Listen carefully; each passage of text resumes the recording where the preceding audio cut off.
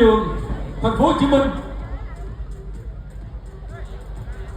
9,03 điểm.